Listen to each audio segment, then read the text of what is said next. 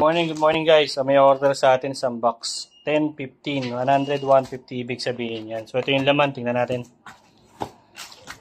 Ayan. Ayan, napakaganda ng sukat ha. So minsan guys, hindi talaga maiiwasan, may maliit yan nakasama. Ang tawag po doon talsik. Kasi sa dagat pa lang po, pinaprocess na yan, pinaprocess na yan. So hindi po namin magagarantiya na may mga maliliit po. Siyempre po, galing po ibang bansa yan. Pagdating po dito, nakabox na.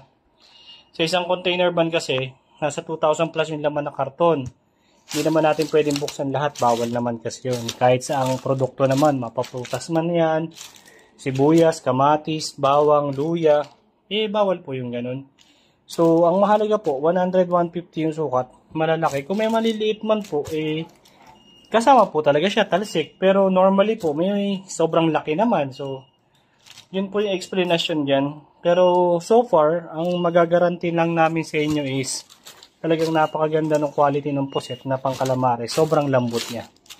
Okay, 100, 150. Yung iba nga naghahanap pa po na mas maliit kasi para daw mas marami silang mahiwa, mas marami silang mabenta. Ito po, napaka-standard na po ng size na to.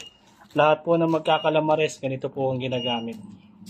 So hopefully nakatulong sa inyo yung explanation natin sa video. Ito po yung 10 kilos natin, Vietnam. Sobrang ganda, sobrang quality. Bili na po kayo, order po kayo. Papadala po natin to sa Rizal, Pasig. So hanggang doon po nakakarating tayo, Calamba, Laguna. Pwede po kayo mag-order via cash on pickup. Kayo po mag-book ng Lalamove o kami kung pinagkakatiwalaan nyo na kami. Bago i-send yung payment, siguraduhin po muna natin na nandito na yung rider at nakasakay na yung items mo. So yan, frozen na frozen yan, napakaganda yan. Pagdating niya matigas pa yan. Thank you so much and God bless at good luck sa pagkakalamares na negosyo. Thank you.